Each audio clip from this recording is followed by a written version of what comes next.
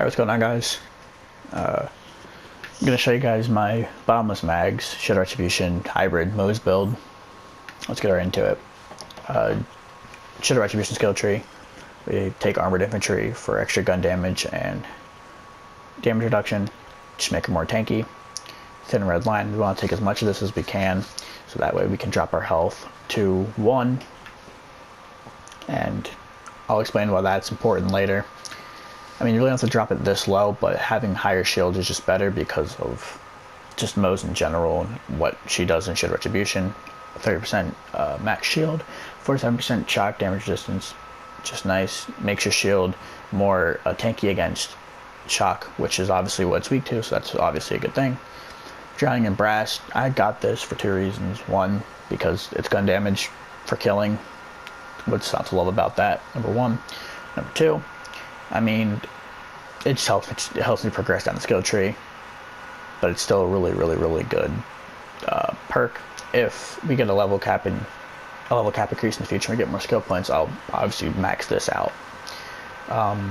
You know, it's 24% gun damage and minus 3% fire rate. There's no reason to not pick it up. It's a really good perk. Behind the Iron Curtain, you know, just a little bit tankier, help me progress down the skill tree. It's just nice to have. Desperate Measures is one of the best skills that Moze has because of the skill tree. Because of having such low health, you have a guaranteed 67% gun damage at all time. Just because. And because of perks like this, so now instead of 67, you now have 82. And because of the relic that I run, actually it's 102% gun damage, and that doesn't even include things like Drowning in Brass or Failing Stock Train, which obviously, as you see here, 6% per stack, 6% more gun damage per stack, 9% max shields per stack, with 30-second duration.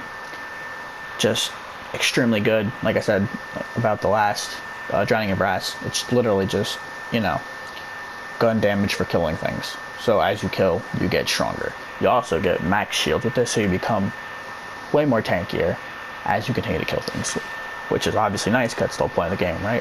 Force feedback, when you get a crit, you start recharging, you know, you're just shredding enemies. You happen to hit a crit, your shield starts recharging. So if you're, you know, not getting shot at the moment or about to move to the next area, your shield just recharges that much faster. Bottomless Mags, Cloud of Lead. I like Cloud of Lead because it allows you to have bonus in air damage. It's nice. Every 4th shot doesn't consume ammo. Helps with the whole Bottomless Mags, you know, shtick. You're gonna reload a whole lot less because every 4 shots just doesn't consume ammo, which is nice. Incendiary damage, which is good. I mean, if you use fire damage, there you go. It'll boost the damage from that. That's about it. One of the most important skills for redistribution. When you hit a crit, 5% of your magazines being regenerated at a time for 3 seconds. You know, you're gonna hit crits when you're shooting so many bullets, so you're just gonna continuously regen ammo. Scrappy, I just picked this up to progress the skill tree. That's really it. I mean, it's nice to have handling, swap speed, and mode switch speed, which is one of the worst things I've ever heard of in this game. While you're moving, I mean, it's whatever. It's nice to have, but it's really just to move down the skill tree. Scorching RPMs, fire rate, crit damage. No reason to never not pick this up. It's a great skill. Just increases your overall damage and DPS because of fire rate and crit hit damage. Magazine size, might as well. You might as well pick it up because, one, you want to use it to progress on the skill tree. It's better than anything else you can use to progress on the skill tree at this point. And what's not to love about having a bigger magazine size when you want to shoot a lot of bullets? Click. You gain gun damage for having a low magazine. The lower it is, the higher chance or the greater increase of gun damage. Which is nice because when you have something like, say, a shot of fire, you will be shooting more bullets and you're regenerating, but not by much. So as you slowly get your mag down to size, you'll stay at low bullets for a very long time. What was considered low bullets in a magazine for a very long time. So that's increased 36% damage just because Moze is very good. Forge, 5% of your magazine per second is being constantly regenerated. So you have 10% on a crit, and you're going to be basically always be hitting crits. There's no point in, you know, not picking up Forge, and it just kind of tops off the build as you're going to regenerate a lot. Nothing in Demolition Woman. I don't like the skill tree. I think her grenade build with Pull the Holy Pin and Vampire and, you know, all that is not fun for me. I just don't like it. That's why I made this build instead, because I find this to be way more rewarding to play. I don't take any of Iron Bear's weapons. I don't use him. I panic jump into him sometimes, but most of the time I forget to even equip him at an action skill because he's just not good. Until he gets a buff, I'm just not going to use him. For my inventory, so weapons I like to use: Shredderfire, the Butcher. Shredderfire, self-explanatory. Big Mag, fire rate. You know, pretty self-explanatory. Butcher, another self-explanatory. Big Mag for a shotgun. I mean, 10's pretty good. Pretty good fire rate for a shotgun. Pretty high damage for a shotgun. And it has the intrinsic perk of when you are shooting it, has a chance to just regenerate ammo back into the magazine. I mean, again, what's not to love about that? Sleeping Giant, I just like this. I like the FG. I don't know what it is about it. I like it personally. It has the chance that when you reload it, it has a chance to increase your fire rate by a bunch. I like shooting a lot of bullets very quickly, so I like it. The Flood, very, very high fire rate, full auto Jacob's pistol. It's just cool. Again, if it's like you need to shred an enemy real quick, just put the Flood on really quick and blow them away. Other weapons that work really good with this, I like using the Hellfire sometimes. It's pretty fun. Most high fire rate things work well with this build. I haven't tried with the Cutsman yet, but we'll see. Devoted, very, very good, because they just buffed melee ones and it does a lot of damage. The Laser Exploder, also, it's pretty good with this build as well. The Phaser, it basically serves the same purpose as the Shredderfire, just not as good. But if you can't get a Shredderfire and you have a Phaser, it'll work. In place of it, Lucian's Call, very, very, very good with this build because it serves the purpose of critical hits returning 2 bullets to your magazine and ricocheting 2 bullets to your nearest enemy. You will never, ever, ever, ever, ever have to reload with this gun, and especially with like the cryo one, and you're, you know, shooting an enemy and it's crit, and they're getting frozen, and it's just spewing bullets everywhere and freezing the whole field. It's insane. I mean, most Vlad-offs will just work with this build. The other piece of gear, Stopgap. You're at 1 health. You might as well just have this, so that way you have a chance if you hit 0 using a Bloodletter. Obviously, there are no Bottomless Mags comms for some reason in this game, so this is the best we have to deal with. And I mean, it's pretty freaking strong because all the skills that it boosts are ridiculously good. And I also like this because it gives me SMG damage and weapon fire rate. The Grave Relic, like I said, I don't run the Selfless, or the Deathless Relic rather. I don't run it because you don't need to be that tanky most of the time, but because of where my health is at, constantly getting 20% weapon damage, and if I were to be using a splash weapon, 15% splash damage at all times. I mean, it's really, really good. The max health also just helps play into having a higher shield because of Thin Red Line in the Bloodletter class mod. I use the Murder Hex here. Use any grenade. It doesn't matter. It's what it is. I don't use grenades very often, but yeah. Okay, so we're gonna run through this area all the way up to Trant, just because, and you know, usually I like to run through Electricity to try builds because I feel like the bandits there are harder than the Malawan soldiers, but that's just me. Actually, let me show the modifiers. Enemies take 70% more elemental damage, and so basically they're going to take 120% less damage from normal bullets, which is really annoying. and my shield regen rate and delay and health regen are also all lowered. And obviously it's on Mayhem 3, so it's gonna be tough. I got a pretty bad roll of modifiers for this build, considering most of my weapons I use are normal weapons. They don't have elements on them, but as you can see, even without actually, even with the negative 120% damage I'm getting on my Shard of Fire, it's still doing extremely good work. Because you can't forget, I am doing 120% less damage right now with the Shard of Fire. And it's killing enemies this quickly. Because of the modifiers, I'm actually not going to use the Sleeping Giant. I will switch to, let me see.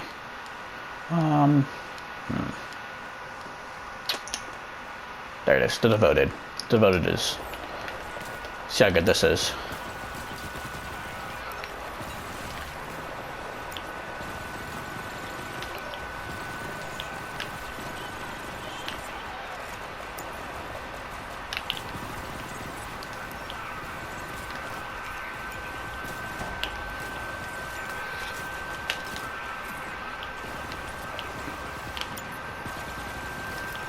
Upon the fact, as we look down modifiers, I have nothing boosting gun damage right now in terms of modifiers from Mayhem.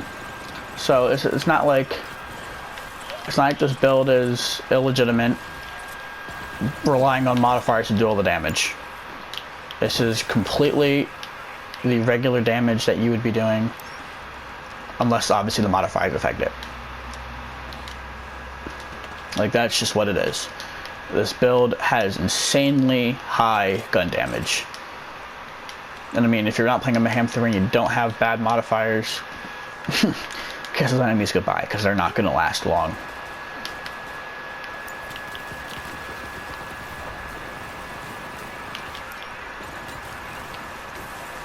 I just one-hit his tank.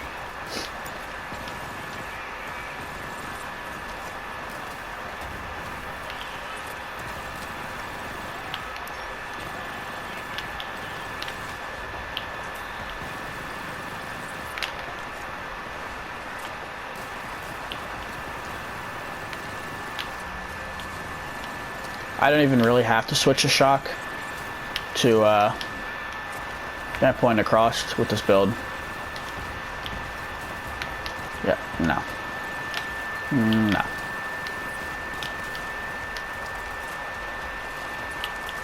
Like, it's just once you really get the ball rolling, this happens.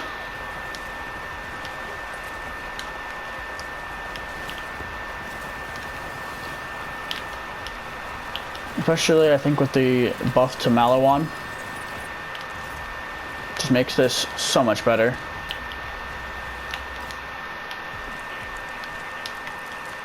Let me try and get over here.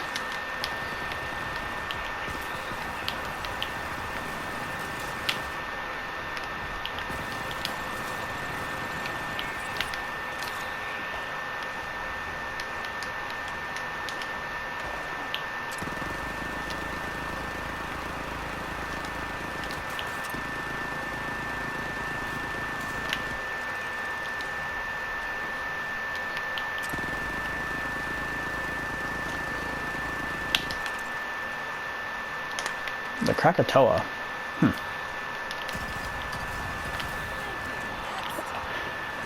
Yeah, I don't know how I feel, honestly, about the modifiers in Mayhem 3, however. I don't really like them. I mean, because it makes the game just inconsistent.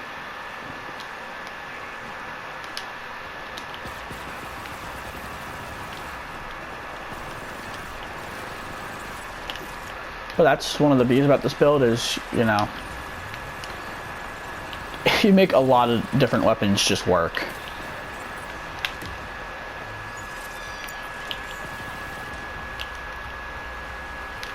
Like, it's not just, I mean, obviously something like snipers, you know,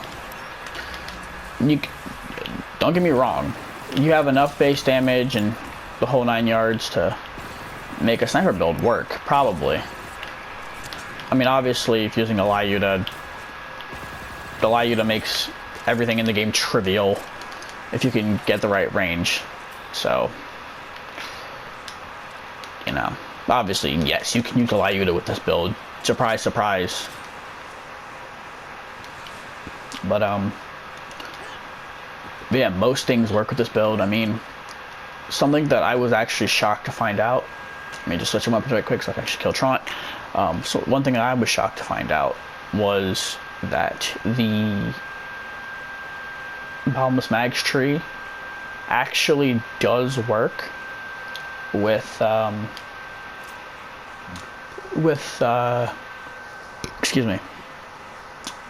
rocket launchers and stuff. Like, because in previous games, you were not allowed to regenerate rocket ammo unless you were like Sham Logan's gun, or some other combinations in other games. In this game, no, you can regenerate ammo with rocket launchers on, which I think is just amazing. It's such a good feature. It makes Moze that much better. Even though rocket launchers are very underpowered in this game, in my opinion, they just don't feel good. I mean, I don't know. To me, they feel underpowered. But I think it's just because I'm so used to like Norfleets in Borderlands 2 and, you know, just one-shotting enemies ridiculously easily. That's probably, I'm just being a spoiled brat about it. But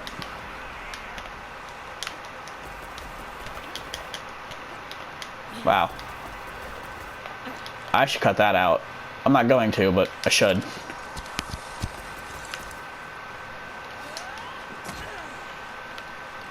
If I was any less lazy, I would have cut that out.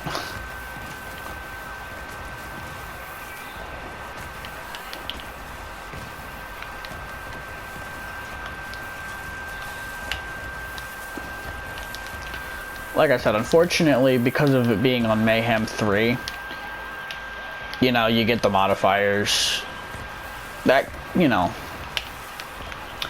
kind of inflates the build. It makes it look a little, I mean, it makes the elementals a little bit stronger than normal, but under normal circumstances, when enemies don't, you know, reduce so much damage, and enemies, you know, in like true Vault Hunter mode, you don't have modifiers, the build still holds up. It's not reliant on the damage from the modifiers in order to do this much damage. I mean, that's why on my build I had multiple like, normal bullet weapons, because I'm not abusing the modifiers to get results. And you even saw, like, even with the enemies literally resisting 120% normal bullet damage, the Shredder Fire and the Butcher still did pretty good damage for, you know, for the modifiers. Alright, let's go in here. Let's try and kill Trant in a reasonable amount of time. Since I don't really like to use the grenades, I most times put on the It's Piss grenade. I mean, they take 20% extra damage for 6 seconds. There's no reason to not do that. I mean, it allows you to do stuff like this. Nope. One day I'll find the weapon I was looking for. There you go.